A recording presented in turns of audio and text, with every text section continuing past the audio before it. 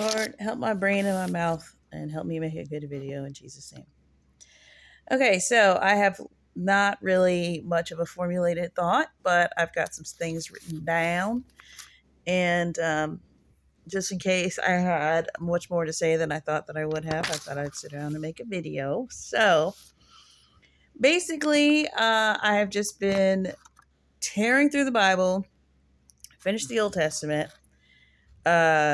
And I even went back. I was just gonna do because I started with like First Samuel or whatever, and like went through the end. And I wasn't gonna read like Genesis, Exodus. I felt like I had like recently read those and didn't need to, but I ended up just starting it from the beginning and going through. And I skipped Leviticus and Deuteronomy, but I might, if I'm feeling like there's some chunky bit in there that I don't have that I need, maybe I'll go back and go in there and get it and see if there's something there. But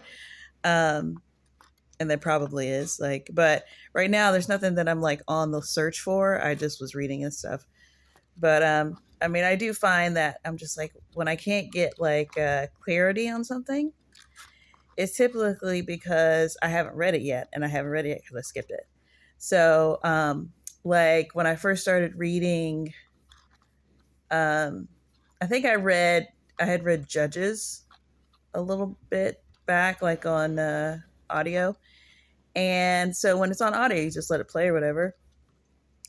And I had, all of the songs, there's so many songs that people sing like after a battle or whatever.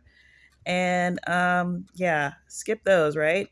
Because when you're reading, you're just trying to, I don't know, you feel like you just need to get the information that you need to get, like, and you feel like a song isn't going to tell you anything.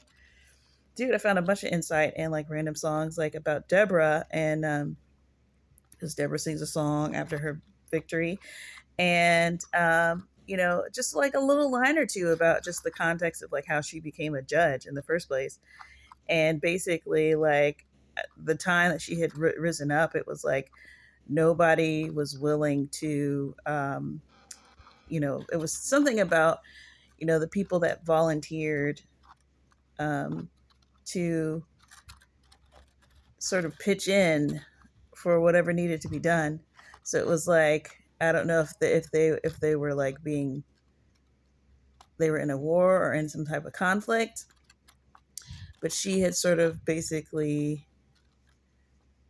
rallied people together. Not everybody, but she had sort of was able to inspire people to like step up, basically, in a time where not a lot of people were doing that. And she was calling them princes, which I thought was a really interesting like way to look at the role of a prince, because it was like, we know what a king means, we know what a queen means, sort of in a broad sense, like in an archetypal sense, but like a prince being defined as someone who sees what needs to be done and steps up when nobody else will, like that being like princely behavior was kind of interesting. But yeah, she was just like a mother figure, and sort of, sometimes you get these sort of stern mom patriarchy type people, these Margaret Thatcher type people, and that's kind of what she was. And um so yeah, stuff like that. But anyway, so I read basically everything. And what was really interesting is that like once I had finished like the first sort of section that I was doing, when I had started from First Samuel and like went on, and then I finished with Malachi, and I kind of have forgotten like all of the really cool stuff that I read in the Minor Prophets. I think I talked about it a little bit, but I wish I could remember like exactly what everything.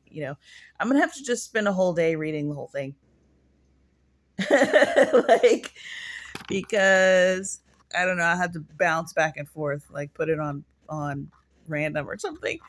But like, I finished Malachi, And first of all, I was floored because I finished Malachi, and the very last thing that Malachi talks about is the spirit of Elijah, right? And the spirit of Elijah returning and all this stuff. And then the next thing after that is the New Testament, which is, there's a couple hundred years between Malachi and the New Testament. But like it just goes right into Matthew. And the Gospels is sort of like, unfortunately, something that depending on what I'm doing, it just seems like the last thing that I need to read, because it's just gotten so much, there's a lot of worn tread on the Gospels in my mind. But that doesn't mean anything, because when it's time to read it again, it's time to read it. You know what I'm saying? So I started in on Matthew. And what was interesting about it is that I had just got finished reading all of this Old Testament, right? And getting all of this deep study done, and going in and really looking at the kings and the prophets and the split between the two kingdoms, and just getting really like interested in it, right? And I won't say that's the first time it happened, but it's like, it's fresh, and I don't know, whatever is going on in your mind, in your life at the time, it just, I don't know, it just, for some reason,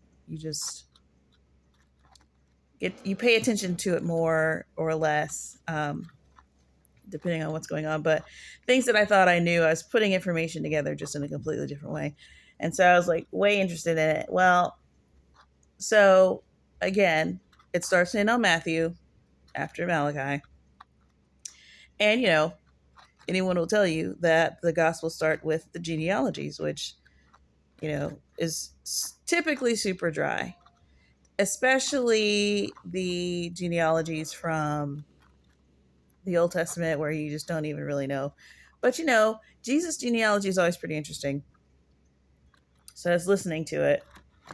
And when I tell you that, like, my ear was just like, I was like, whoa, whoa, whoa, whoa, whoa, whoa, whoa, whoa, whoa, because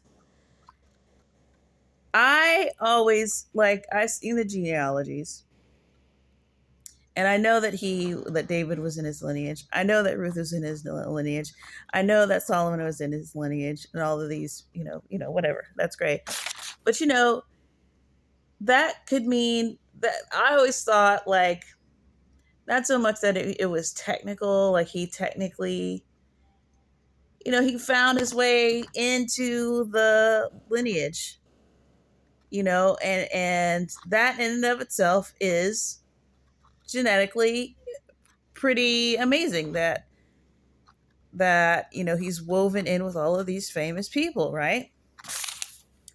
Or all of these people that, God prophesied that he would be in the line of David or whatever. So I'm thinking, okay, David.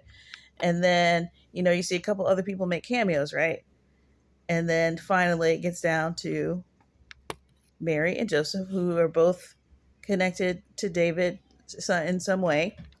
So he's got it on both sides, step parent or not, right? Hold on. Anyway. So yeah, pretty cool, right? Yeah. Okay, I just got finished reading all the kings. Why is Jesus descended from all the Judah kings? Like all of them kings. Like, and I was trying to explain this to my mom, and she didn't get it, and maybe y'all won't get it either.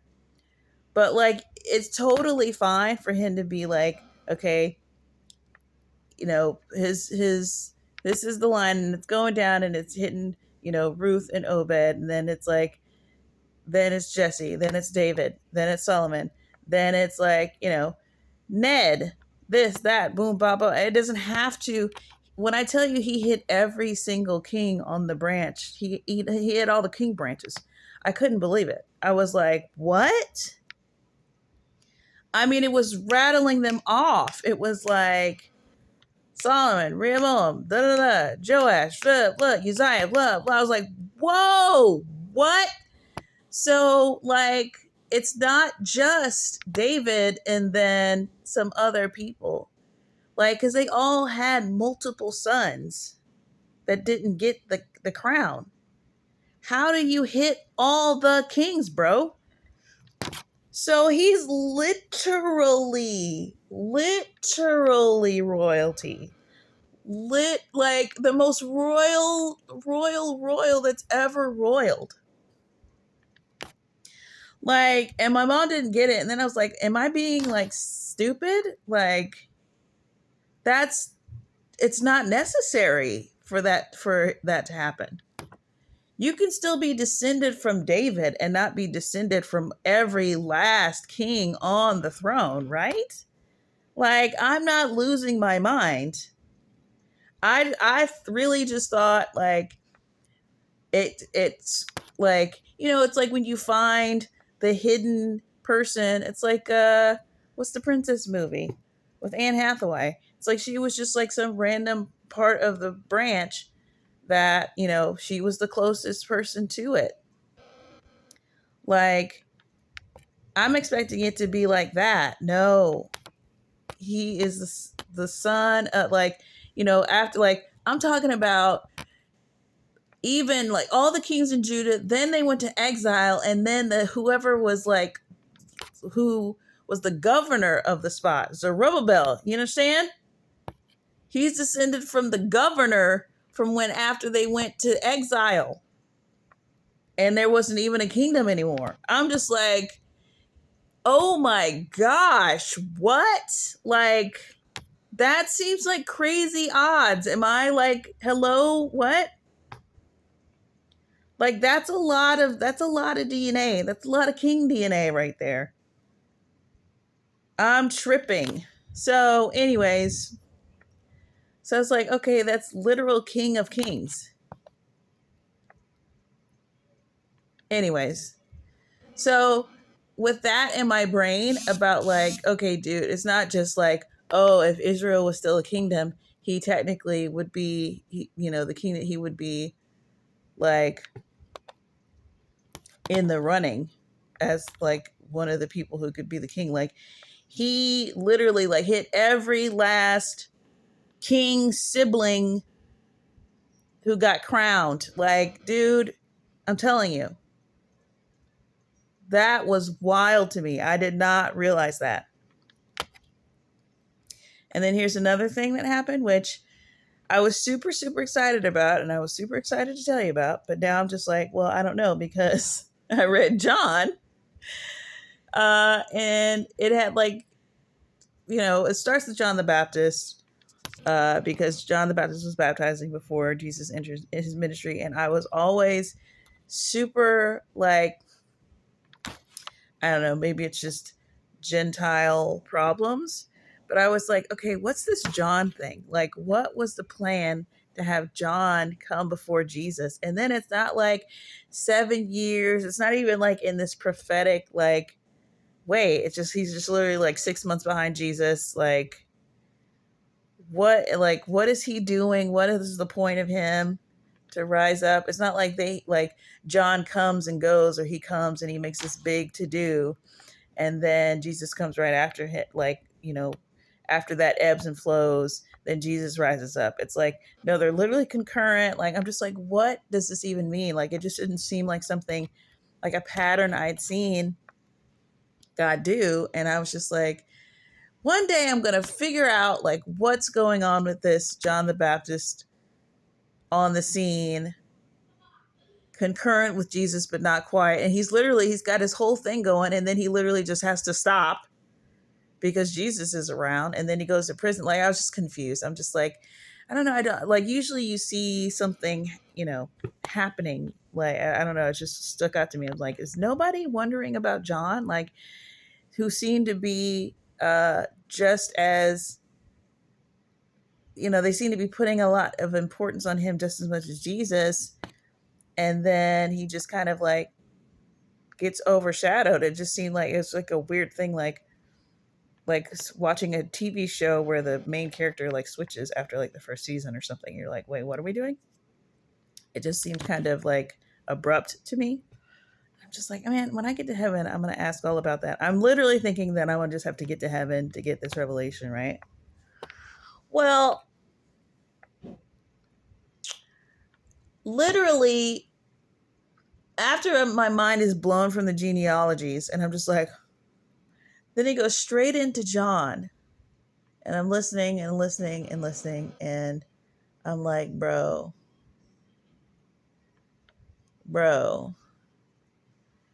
Jesus was the king of Israel, okay? Because check it out. How did the king become the king of Israel anyway? How did he ever become king? The people said, we want a king. And God said, fine. And God himself went out and found a dude and told the priest, or the priest, go anoint so-and-so, he's going to be the king. And as far as like Israel is concerned, that's what he always did with Israel, because he, like, it wasn't through genealogy on the Israel side. It was only on the Judah side that it was always the son of David, or it was always in the lineage of David. But on the king of Israel side, it was like, go anoint this person, go anoint that person. Like if it stayed 2 generations, you were lucky within the same family, which is like how most kingdoms are. And then, it's like, then they get conquered after that. It's like family conquered, family betrayed, assassinated, family. That's what it was. So, but anyway, that's how you become king, is God anoints you. That's how you become king. So Jesus was the king, technically. He had a blood right to the throne and a spiritual right to it. Now, yeah, they were occupied, blah, blah, blah. Don't matter. It don't matter.